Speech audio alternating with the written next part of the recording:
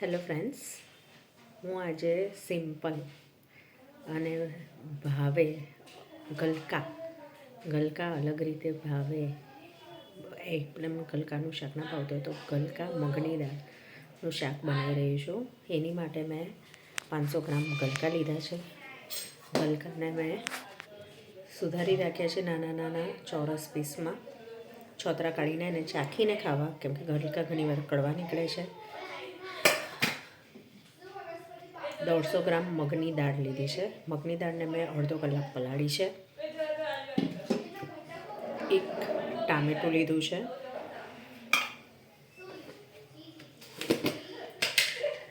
લીલા મરચાં 150 ગ્રામ જેટલા. હવે હું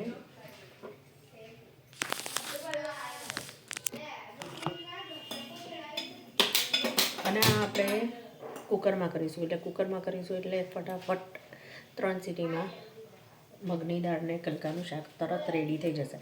આ તમે મગની દાળ સપોઝ અડધો કલાક ના પલાળો અને તરત કાઢી દેશો તો પણ 5 સીટીમાં થઈ જશે. એટલે ફટાફટ બની જાય એવું આ રેસીપી છે. સૌથી પહેલાં મેં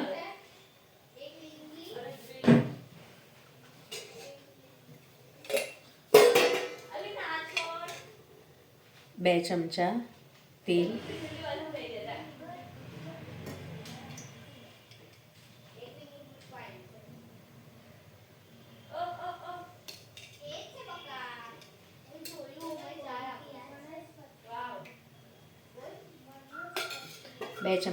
લીધેલા છે.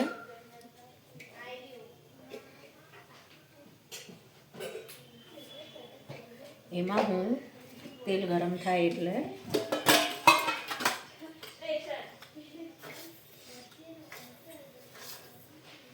અડધી સ્પૂન રાઈ નાખીશ.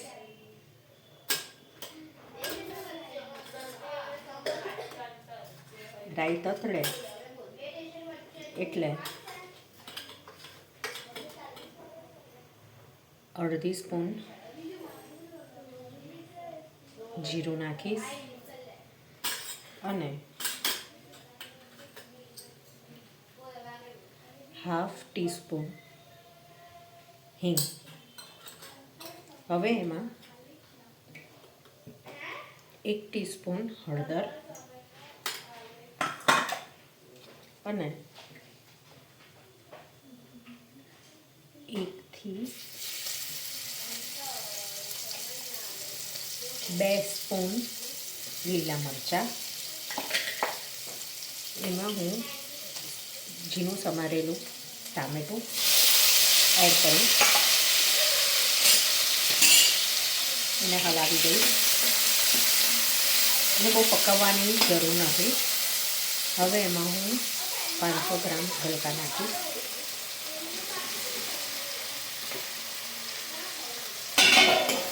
ગલકા નાખીને પાછી હલાવી દઈશ. હવે એમાં આપણે પલાળેલી મગની દાળ છે એ હું એડ કરીશ.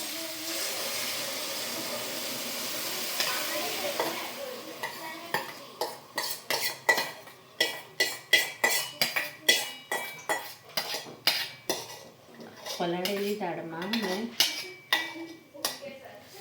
1 ગ્લાસ એટલે કે 200 ml પાણી નાખેલું છે.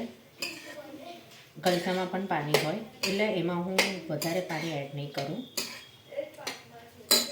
હવે એમાં હું 1 સ્પૂન અને 2 સ્પૂન મીઠું નાખીશ સ્વાદ અનુસાર. અને આમાં લાલ મરચું જરૂરિયાત પૂરતું પછી નાખીશું, જ્યારે આ શાક થઈ જાય પછી. જરૂર હોય તો જ નાખવાનું, નહીં તો નાખવાની જરૂર નથી. હવે આ શાકને હું બંધ કરી દઈશ અને 3 સીટી મારીશ. જો ફ્રેન્ડ્સ, સરસ મજાનું આખું બહુ લચકો પણ નથી થયું. એમાં હવે આપણે થોડુંક લાલ મરચું નાખીશું.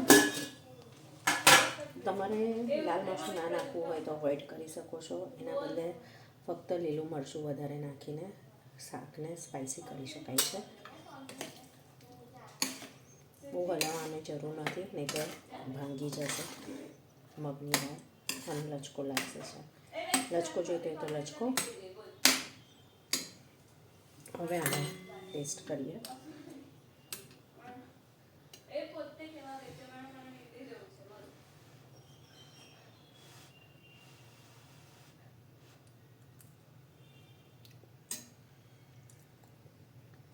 બહુ ગરમ ગરમ બહુ જ અમેઝિંગ લાગે છે.